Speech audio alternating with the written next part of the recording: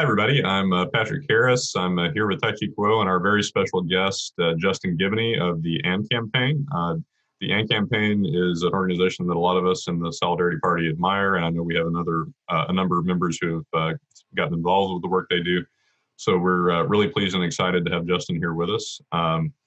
Justin, if you would, just say a little bit about your own background and about the early history of the AND campaign, how it got started, and what the need was that you saw you were trying to fill. Sure. So I'm an attorney, but first of all, thanks for having me. I appreciate a lot of things that the American Solidarity Party does, and I've had my eye on you guys for a while. But I'm an attorney by trade. I'm also a political strategist, and so I've been running campaigns and doing political consulting for over a decade, mostly in Atlanta, Georgia, but more recently kind of on a national level. And in my early on, when I was kind of in politics, especially doing stuff here locally in Atlanta, it became very clear to me that folks who had held my beliefs, who had a high view of scripture and who went about things somewhat more socially conservative when it came to social issues, but maybe a little more progressive when it came to fiscal issues. But one of the things that I found when I was running campaigns and just having conversations with my friends who wanted to enter into politics was that there was almost an assumption that if you wanted to run in a city, in a very progressive city like Atlanta, that you would kind of have to surrender some of your convictions, right? So you couldn't really talk about being pro-life. You couldn't really talk about the Christian sexual ethic, things of that nature. And that made me very uncomfortable because I even saw friends who wanted to maintain those things being treated poorly or kind of being let know that you're not going to get in this organization or you're not going to get any support if you run unless you go along with us on these issues. And so that was tough on me. I also saw some of my friends who were in the Republican Party feel like they couldn't be as compassionate on issues as they wanted to be. And so it just got me thinking, and I began to see that one of the problems that we had in general was just a lack of organization. So in my context, the more progressive context, it was very clear that kind of the secular progressive folks, because they had organization and because they had resources, they controlled the reward and punishment mechanism in urban politics. And that's not just in Atlanta, that's in Chicago and elsewhere. And so even though you have a lot of biblical Christians in those areas, they just weren't being represented because they didn't have the organization politically that they needed to kind of push back on some of this stuff. And so I kind of, at one point said, you know what, I've got to do something to push back. And I started by just reaching out to anybody I knew who was like me, was involved in politics. Either they ran their county party or maybe they ran campaigns. Anybody I knew who was a Christian that was involved in politics, I just reached out to them, took them to lunch, and eventually got a group of about 8 or 10 people that would meet at my church that I called Crucifix and Politics. And we would just kind of talk about politics and talk about how we felt about the situation, which most of us felt from a Democratic standpoint that they were going too far left on a lot of issues, but people didn't feel like they could express that because they didn't want to get blacklisted or whatever. And then for the folks who were in the Republican Party, it was the same issue. Just, what do we do when we're going too far right on a lot of different issues? And so eventually I understood that if we were going to make a change, that it wouldn't just be coming from politicos. It would be coming from folks in the pew. It would be coming from pastors. And so ended up meeting Sho Baraka, who's a Christian artist, and also Angel Maldonado, who's a pastor here in Atlanta. And we created the AND campaign. And basically it was a response to this false dichotomy. It was a false dichotomy that basically told people once they got into American politics that you either had to go left if you wanted to be about justice, social justice and things of that nature, or you had to go right if you wanted to be about moral order and different and more conservative values. And we just saw that as a false choice because when we looked at the gospel, when we looked at the walk of Jesus, we didn't see you having to choose between justice and righteousness. We saw that you should be able to choose both. And so we began to create a biblical framework or a gospel-centered framework to allow Christians to engage politics more faithfully. Okay, can you say a little bit about what the AND campaign is doing now in terms of practical initiatives to educate Christians about political engagement and turn that into action, or just say a little bit more about the work that you're doing now? Sure. So what we do is pretty much in 3 prongs. We have education, where we're trying to raise civic literacy among Christians and help them apply their values to the issues of the day. One of the main ways that we're kind of getting that biblical framework out to educate people is through our book that's coming out July 21st, which is called Compassion and Conviction. It's the AND Campaign's framework for faithful engagement. We also, as you see behind me, we have the Church Politics podcast, where me and Michael Ware, who was in the Obama administration and worked on Obama's campaign, we talk about issues from a Christian worldview, just to kind of inform people on the most pressing issues, kind of get to give a Christian point of view on that. So those are some of the things. I do civic updates. And so, you know, a lot of the stuff that we do, a lot of our content is on social media. We write articles and so on. Something else that we focus on is representation. You know, part of the problem that people have is they feel like they're alone. And so if I'm conservative on social issues, but more progressive on economic issues, then sometimes you feel like you're the only one. And so you end up going with one side or the other because you don't think you have a choice. And the AND Campaign wants to make sure that whether you're in Montgomery, Alabama, or Lincoln, Nebraska, you see leaders who are being faithful in this space and who are representing your point of view. And that's what we want to do for folks of faith. Then we get into kind of coalition building and reconciliation. We think that the church is obviously divided. And in order to bridge that divide, we have to deal with racial issues, but we also have to deal with political issues and kind of emphasize our shared values rather than what we agree on. One of the interesting things, guys, about our framework is that it allows us to disagree. Christians don't have to disagree on every single issue, but we should be able to agree on the things that the Bible speaks fairly directly to. So whether it be caring for the poor, we can disagree on exactly how that happens, but we need to care and we need to explain how we're caring through our policy, whether it be pro-life issues, religious liberty issues. These are issues that we think Christians should agree on, whether you find yourself in the Democratic Party, Republican Party, or the Solidarity Party. These are things that we want people to talk about and get together on. So that's the reconciliation. And then advocacy. And that's one of the things we've really been focused on with all the things that have happened in the last few months. How should Christians advocate and why should Christians advocate? There's a lot of people for some reason who feel like protest isn't what Christians should be doing, even some people who are in the Protestant side of things, which doesn't make a whole lot of sense. But we want to show people biblically why sometimes Christians do have to be disrupted. And so we've thrown, we just joined with some other groups to throw a march on Atlanta for racial justice and to make sure the church is speaking up on racial justice. But really, we're trying to give the church a number of opportunities to speak in a very clear and unequivocal voice about racial injustice right now. And so you'll see within the next few weeks, we'll have this prayer and action justice initiative where we'll actually be talking about policy and pushing policy from a Christian point of view and kind of cut through all the conservative and progressive propaganda that you hear so much about in some of those narratives. Okay. Tachi, did you want to take it away a little bit? Yeah, thank you, Justin, for this opportunity to speak to us. Speaking of racial justice, I know that's an issue that's at the forefront of our politics right now in the wake of the murder of George Floyd. So what do you think faith communities do have to say when it comes to unsettled questions about racial justice and getting involved there? Is there an important difference between a response that's informed by our Christian tradition and or versus like an essentially secular approach towards the topic? Oh, please go ahead. Okay.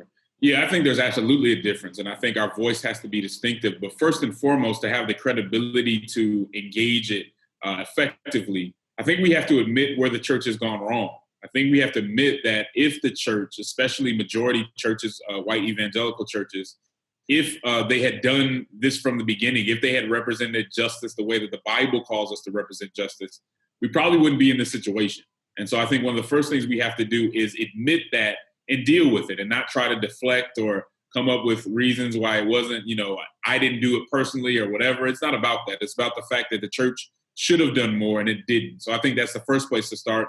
Next, I tell people you have to bear witness. You have to let people know in no uncertain terms where the church stands on racial injustice. And that should be very clearly, we are the enemy of racial injustice and we will do what we can to eliminate it very clearly. And I don't think there should be any ambiguity on that point. People should know where we stand. And then you go into preparing for action, right? And I think one of the first things you have to do in preparing for action is know what your principles are.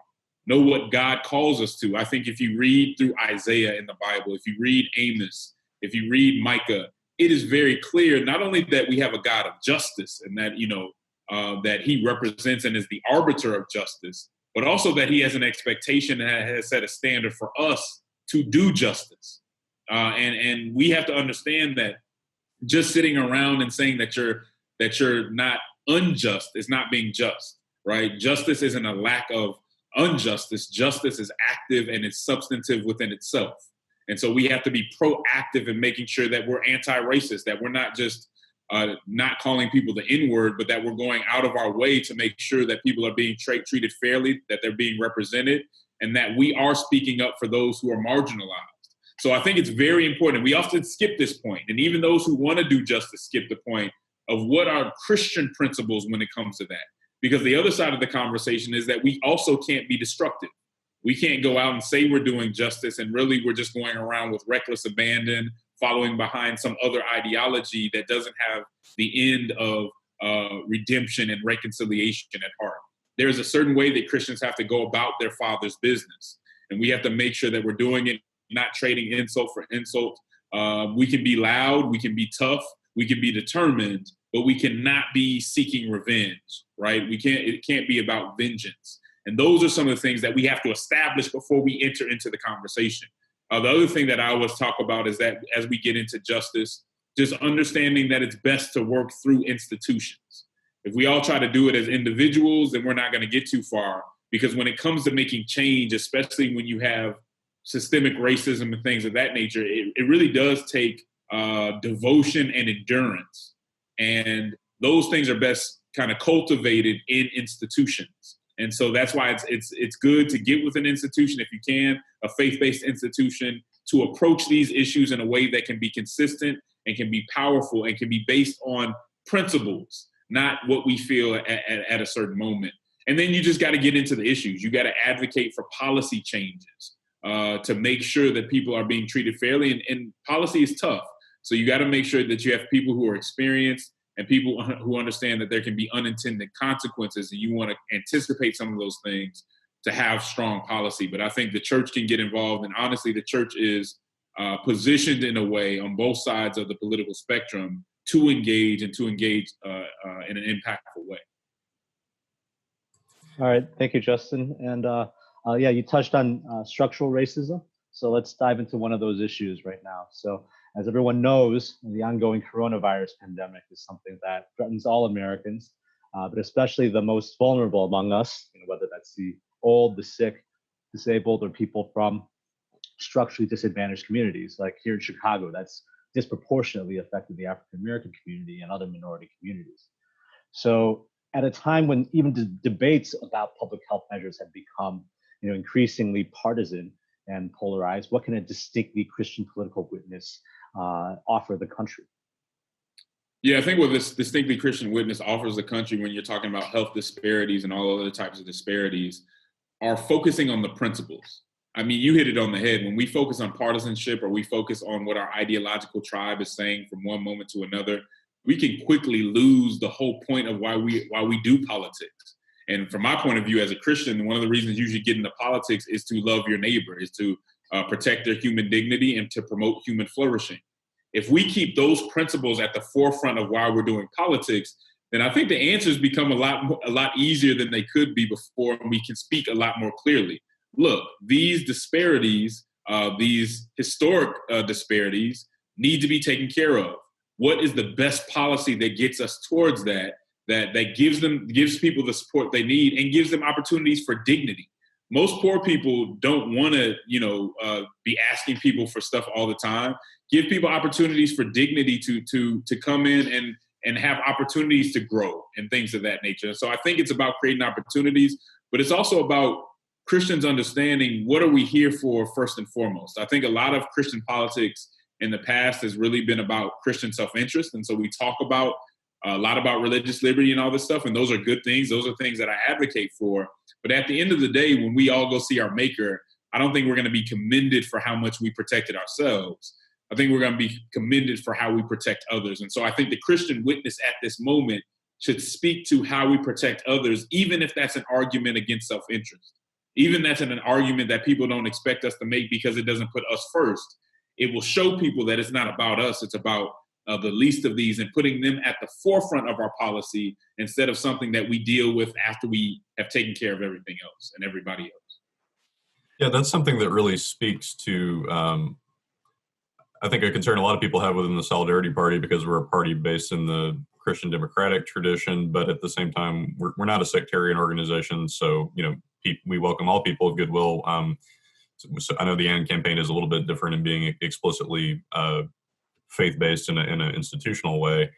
But you mentioned the concern about whether we're pushing Christian self-interest as opposed to sort of pursuing the common good of our neighbors. And that is sometimes something that you get a little bit of resistance and pushback about if you talk about your political goals in terms of your spiritual formation, in terms of your commitments. And I think this is something most people in the Solidarity Party will sympathize with, because they come to their political point of view, based on their faith tradition. And so I'm just wondering if you could say a little bit more about how to approach a pluralistic society where we are pursuing justice with a lot of other people who are not going to share all of those faith commitments, and that that for you and for many of us shape what our political values are. Yeah, no, I think that's a good question. I think it starts with the perspective of being neighborly. Who is your neighbor? And if, as Christians, our neighbor is there are people outside of the Christian tradition, then we need to make sure that our policy acknowledges them too. We're not trying to create a theocracy, right? We're not trying to use our values and compel other people to follow every single tenet of what we believe. That's not the case. Now, we do want people we do think the law is to be used to make sure that human dignity is respected and recognized, but we're not trying to force people. So I think one of the things that we have to keep in mind is we have to come into these conversations humbly. We have to have a certain level of respect for people who do not share our faith. And we have to understand that people of other faith, something like religious liberty isn't just for us, that we have to protect the religious liberty of others too. We have to protect the freedom of speech of others too, even when they don't say what we like, right? So it's really about understanding democratic principles, understanding the freedoms that have been given to people and giving them a choice. And I think when you do treat people well and you're not trying to compel them in a way that is undue through using government to get people to do things that they otherwise wouldn't do that aren't hurting other people, then you gain a credibility that allows you to evangelize through your public witness. So as we walk into the public square, really our conversation is this: how can we find common ground and how can we add to the common good? Now, the tough part becomes what is exactly the common good? But as far as we understand the common good, that includes everybody and not just Christians, right? When we talk about an issue of abortion, that isn't just because we want to force Christian issues on people, it's because we care about human dignity. And we have to be able to articulate Christian principles in a way that people see that they benefit everyone, because there is a practical advantage to many of these things. But if we articulate it in a way to where it sounds like it's just what the Bible says and we're going to force you to do it, well, it's no wonder people might not listen, because they don't think we care. But if you can articulate it in a way that says this is why, this is for the common good, and it benefits everybody, now people are more open to listen, and they see that it's not just you trying to force them. There's a practical and beneficial side to a lot of the principles that we put forward in the public square. So you've talked about how a lot of Christians, especially when they're involved in politics, feel a pressure to subordinate their convictions, or at least some of their convictions, to the ideology on one side of the aisle or the other. And I'm wondering how much of that you think is because of the two-party structure of U.S. politics, where everything is polarized one side or the other, and do you think that other ways of organizing politically have a shot at breaking Christians and other people of goodwill out of that either-or mindset?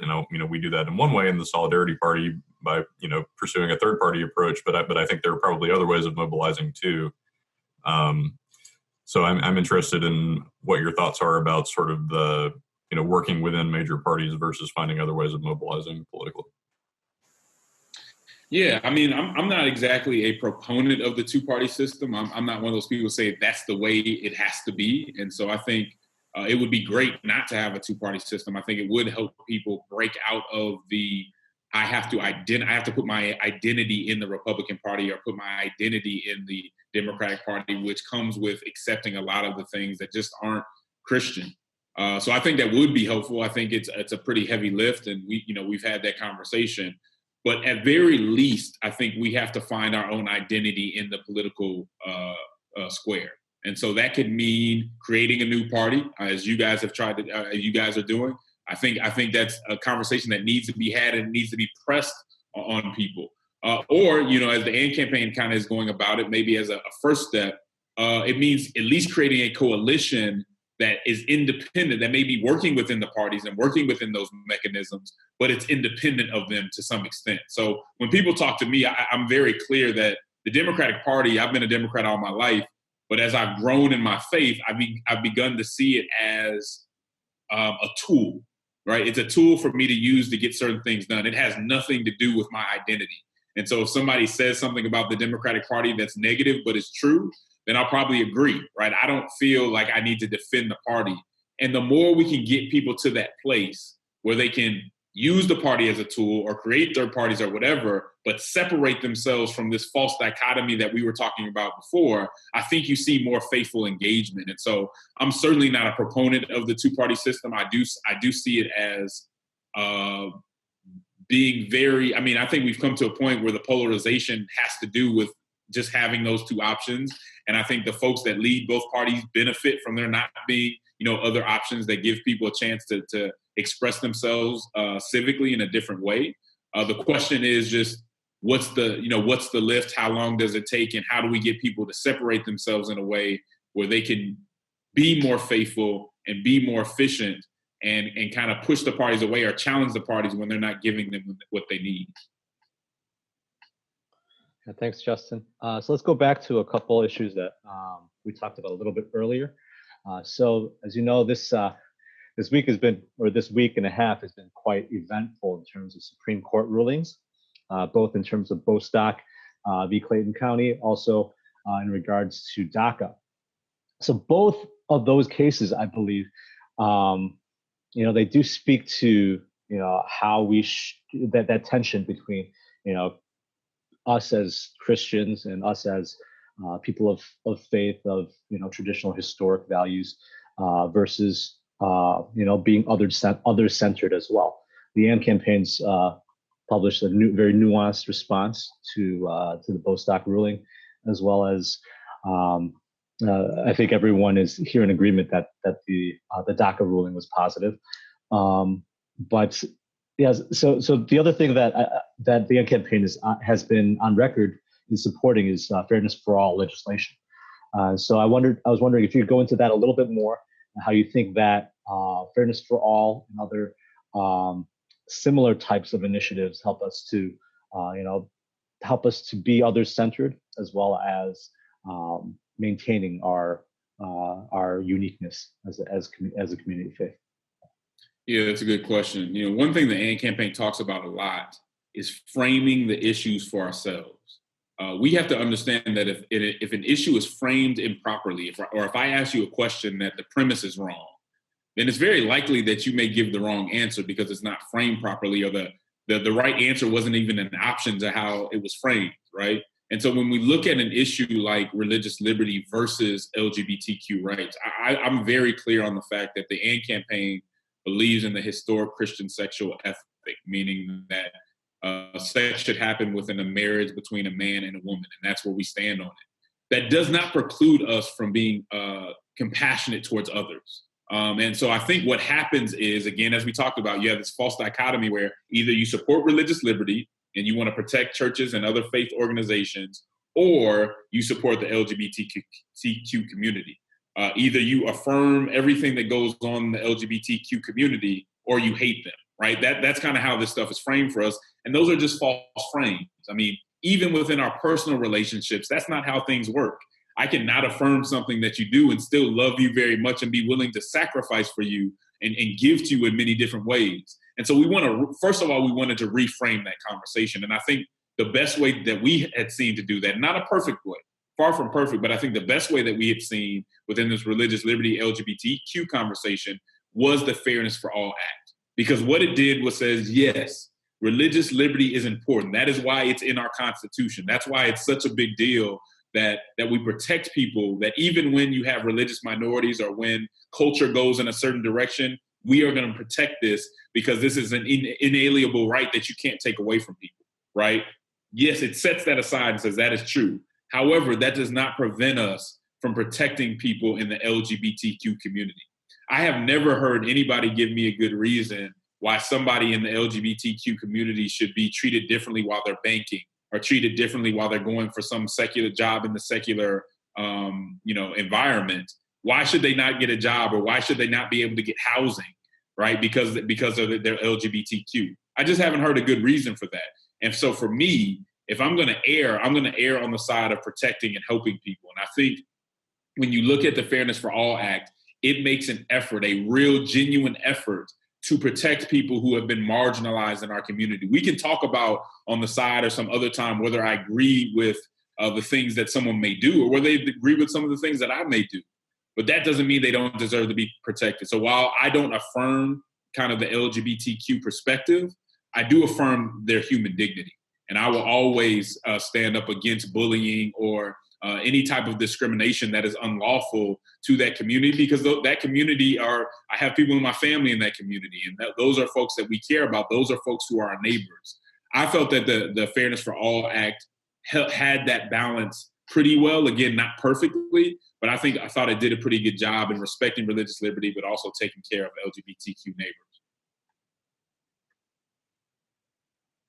Thanks, Justin. So another area, and I guess we're jumping back into George Floyd now, but do you see a way forward for increasing trust and just relationships between law enforcement and African American and other minority communities? What type of perspective do we as Christians bring to that, and what can we bring to that table? I think one of the most crucial things that Christians have to do right now in this moment is have a spirit of discernment to see through some of the narratives that are getting pushed on us, right? So some of, on the right, you hear the narrative that, hey, just focus on black crime. Why aren't you guys talking about that? The police can do no wrong. And that's the narrative, and people stick to that narrative. And so it prevents you from actually doing justice and recognizing that we have a culture in a lot of our police departments that's not okay, that has to change, that does not do enough to combat racialized violence and how people of color are looked at, especially Black people, how they are looked at by police officers and by the system as a whole. Christians have to deal with that. We have to be nuanced enough to say, no, that narrative is not quite right. I see injustice. I have to approach it. But on the other side, I think we have to have a narrative that doesn't pretend that, I think G.K. Chesterton said, you can't deal with the police as if there are no robbers. And the idea that every police officer is a bad person, that we're just going to go against all police and that we don't need them, that communities can just police themselves, it's just not realistic. And so I think Christians really have to say, I understand the conservative narrative. I understand the progressive narrative. Here's the reality. We have a country that has historically mistreated Black people, and that is systemic, and it's impacting our criminal justice system. It's impacting how we police these communities. And if we look at the numbers and we look at the disparities, it's very clear that that's a problem. What happened to George Floyd is not going to happen to a white female. Why is that, right? It's because we have issues that are systemic within our society. Christians have to be able to deal with that reality, even if it damages our narrative, because usually our narratives are not perfect. And so we need to change those narratives. But we need to be able to deal with that in a way that deals with policy, in a way that deals with low-income communities and those disparities, while also saying that we're going to support police officers who put their lives on the line every day, and we're not going to act like all of them are just in that job to hurt people. We need to deal with that culture, because a good police officer can come into a bad culture and do bad things, but we do need to support them, and we need them in our community. One of the things that I say, because I live in a low-income community, is that basically the narrative that we're being presented with is a lose-lose. Either we have terrible police officers, which is bad for low-income communities, or we have no police officers at all, which is terrible for low-income communities as well, right? So unless we approach this in a way that sets aside all the tribalism and says, let's deal with the issue in a nuanced way, then we're going to have trouble. And I think the gospel, like nothing else, allows people to do that. It allows people to look at a situation and not say, I have to go all the way with this ideology or all the way with that ideology. It says both of these ideologies are flawed.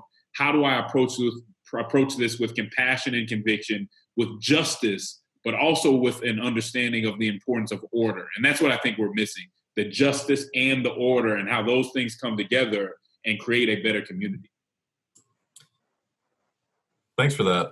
So before we go, I know you mentioned you got a new book coming out this summer, and I just wanted to ask you about that, and wanted to see if you wanted to say a little bit about the audience that you hope to reach and what you're trying to convey with that book. Yeah, so I mean, this is, again, the book is called Compassion and Conviction. It's coming out through InterVarsity Press on July 21st, and it is just our whole framework. So, I mean, we start from the beginning. So for anybody who is trying to figure out why they should be in politics or doesn't even know how to start when it comes to political engagement, this book is for you. For people who have been engaged and are trying to figure out a better way to do it because they become disillusioned with their party, this book is for you. So we start off by talking about why should Christians engage? And this book is based on scripture, right? So every chapter is going to have a scriptural foundation. We explain why Christians should engage. We even talk about the relationship between church and state, because one of the things a lot of people talk about, and I've even heard it from U.S. senators who talk about the relationship between church and state wrong. We really need to have an understanding on what that interaction is about and what it's not. One thing I can tell you is it doesn't mean that we shouldn't bring our biblical values into the public square. It's never meant that. And anybody who tells you that, I've heard a couple folks who are running for president talk about it that way. That's not what it's for. Every law that we have is based on values. And so it doesn't mean that you don't bring your values to the table. We talk about partisanship. We talk about partnerships. We talk about racial injustice and where the church should stand on that. But we're always giving biblical examples. We're always giving historical examples. And this is going to be a book that's going to be very Bible study friendly and very easy for people to read on their own. But it's going to give you a framework for engaging politics that's going to be very different from the framework that you'd receive from Democrats or Republicans or from a conservative tribe or a progressive tribe. This is a biblical understanding, and we think it does a pretty good job of helping Christians at all different levels engage more faithfully. Okay, we're definitely going to be on the lookout for that. I really appreciate you coming out to talk with us today. This has been a great conversation, and it's one that I hope our members will learn a lot from. So thanks again for joining us. Thank you, Justin. Thanks for having me, and God bless you for all the work you're doing. Thanks. Have a good one.